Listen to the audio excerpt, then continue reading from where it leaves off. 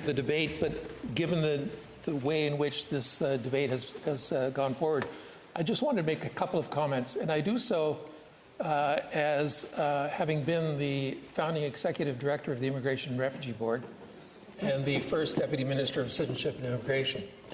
I say that not out of the pride that I obviously have for having those roles, but they are somewhat relevant to this debate in the sense that I and many people have commented on the pride they take in the Immigration and Refugee Board's reputation that has been developed over the number of years, I hate to say how long, since it was founded.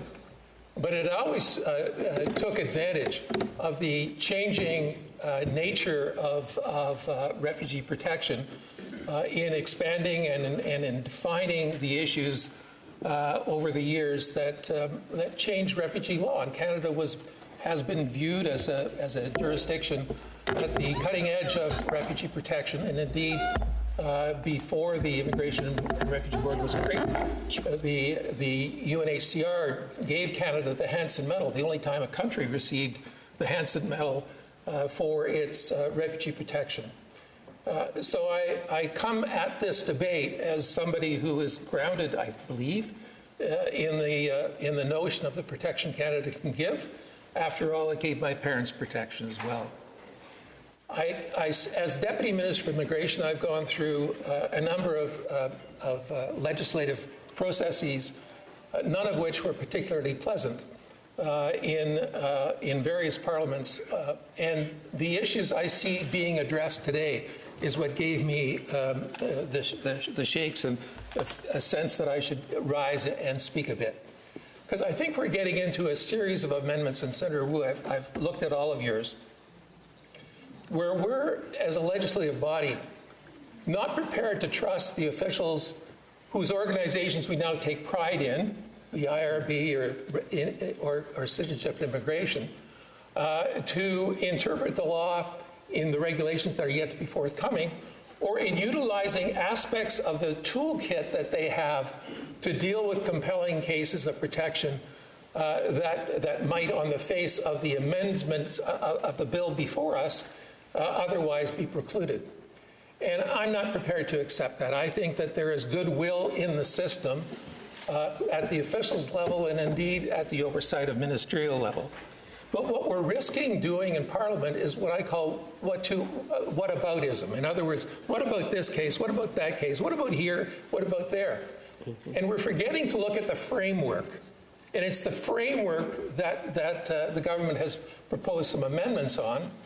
And they propose those amendments in the context of the last few years of experience, and certainly in the course of the last election, in a number of jurisdictions in Canada, this was a hot issue at the door. And remember, it is a minority parliament, even though it's getting close. It is a minority parliament in which to advance this legislation. The opposition locked arms with the government to give us the bill that is before us. So I take some comfort in the fact that a minority parliament is seeking to address real concerns of Canadians by adjusting the framework of our law, but not challenging its historic reputation. The final point I'd make, as Deputy Minister of Immigration, I was always focusing on how do we ensure that the system is effective. And the system is effective if it has the number of features as follows. One, does it have broad public support? Number two, is it resourced so that it can meet the publicly stated processing expectations of Canadians and applicants? And three, is the reporting such that Canadians can make that judgment? Which is why I welcome the amendment that was passed the other day that Senator Dean introduced, because it gives parliamentarians and Canadian public, frankly, greater tools of monitoring the effectiveness of the system. I would trade that amendment for any of the other amendments that we have, because frankly, that's the one that will ensure the system's integrity over the long haul.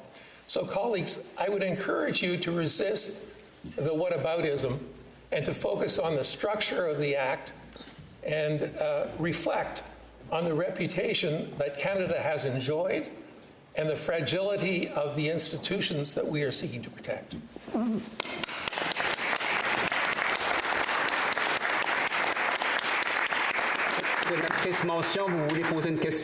Senator Monson, would you like to ask a question? Yes, Senator Harder, would you be ready to accept a question? Yeah, go ahead, Senator Monson. Senator Monson, thank you. I'd like to thank you for your comments because I think they are very relevant to our discussion. In the context of C-12, a lot of work was done at committee, and I think that work is also very important. So I have two questions for you. You talked about trust in federal institutions. And my question is related to the erosion of trust that many groups we have met in committee that we have met, they do not have that trust. I understand that you have that trust, but how come that confidence and that trust has been lost over the past few years? And how can we ensure that those groups that we heard at committee regain that trust? Senator, it won't surprise you for me to say every piece of immigration legislation that I've had some association with, this issue has come up. There is rightly on a number of activists' agenda, and the system needs activists, the reluctance to accept the government's rationale for various pieces of legislation. And it turns out that, generally speaking, in the implementation, there's a good working relationship between the public service and the legal bar and others who are part of making the system work. So I'm not surprised that there is a great deal of concern by refugee protection and the legal community with respect to the bill. I, for my sins, keep in touch with them and have met with them in the course of this legislation being brought to you. And before they testified, they would share with me what their concerns were and which amendments they would like. And I said, if I were you, I wouldn't go there. I'd do something different. The most powerful thing they could do is to convince parliamentarians that they ought to hold the government to a closer account for the system and to ensure that there's adequate funding for the determination system. A system in which yes means stay and no means stay, you don't have a system. So I am on the side of parliamentary oversight of systemic challenges to our immigration refugee protection system, and not for the oversight of the whataboutism. Sénatrice Mention supplémentaire. Senator Monson, follow-up question. Thank you, Senator Harder. I think that you also bring more clarity to certain issues that maybe were not heard at committee. One of the issues brought up was related to the changes of government, where at one point the decision maker changes and how they process request changes. Can you provide us a perspective on that? Senator, the Immigration and Refugee Board was put in place by a progressive conservative government. The first chair of the Immigration and Refugee Board was Gordon Fairweather, who had been a long-time conservative member of Parliament for Fundy Royal and the first Commissioner of Human Rights for Canada appointed by Pierre Elliott Trudeau. The first time immigration levels increased substantially in Canada, it was when Bernie Velcourt was the minister in the Mulroney government. Good minister. I always enjoyed being his deputy.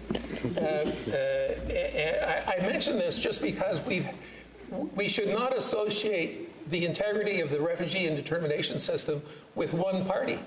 I have served 5 prime ministers as a deputy minister and have gone through the changes, sometimes more jolting changes within a party change, than a cross-party change. So your question is a good one in the sense that parliamentarians have to govern, and the systems and institutions we create have got to be resilient to democratic change.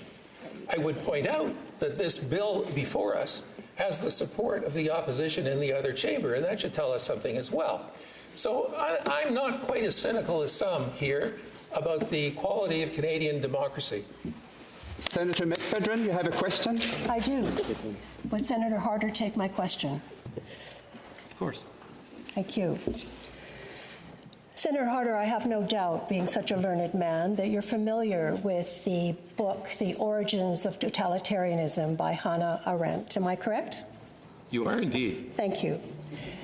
When you mention the IRB and you state your confidence, let me assure you as a member of SOCI, we share that confidence. Unfortunately, this draft law will take away much of the jurisdiction of that board of which you think so highly and we think so highly.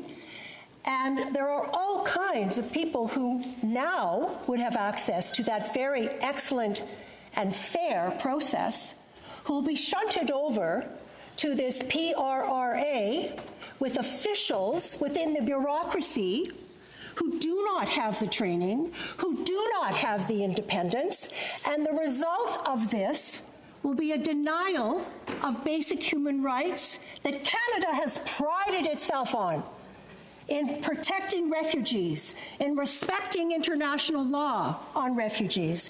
And this bill is retrograde. This bill allows the cabinet of this country,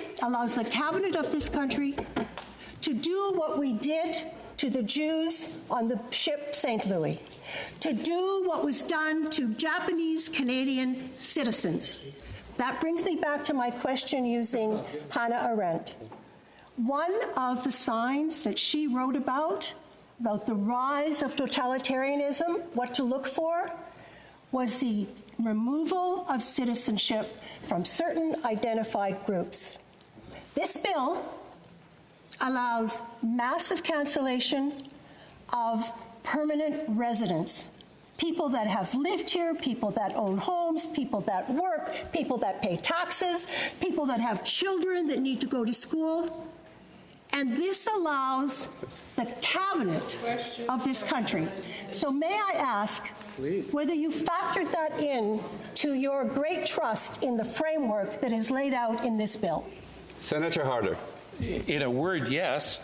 In two words, let me say that the bureaucrats, the officials that you seem to be disparaging with your comments in the department are the same officials and the same departmental officials that have managed refugee flows of those selected overseas or managed our immigration selection system.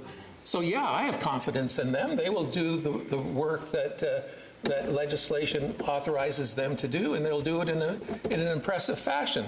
You know, when the Immigration and Refugee Board was appointed, they were accused of being partisans because they were appointed by orders in council, as opposed to bureaucrats, which are appointed through the Public Service Commission. I found both descriptions disparaging, and I tend to have a more gentle view of humankind. Thank you. Okay. There's 1 minute left for Senator Harder's speech. Question, just for clarification. So the IRB, the board of which you helped to create and you stated such faith in, the acknowledgement that you've made in the answer to my previous question is also an acknowledgement that that board will no longer be the deciding body in many of the cases that currently it is the deciding body. And the shift over to the PRRA, and I really reject the adjective cynical. You know, you've spent your life in government. I've spent my life as an advocate, as a human rights advocate, and I've seen all of this before. So I need to understand why you're so prepared to let go of the jurisdiction and the expertise of the IRB. Senator Harder, you have 13 seconds. Well, I guess I will be brief. I have confidence that the officials involved in the PRRA process will be well trained and perform their functions. Having said that, in all of my meetings with the advocates who came to me with their concerns about this bill, I urged them at committee to get commitments with respect to the resourcing and the transparency around the PRRA. Senator Harder. The success of this bill. I'm sorry to interrupt, Senator Harder. Your time has expired, but are you asking for more time to answer questions?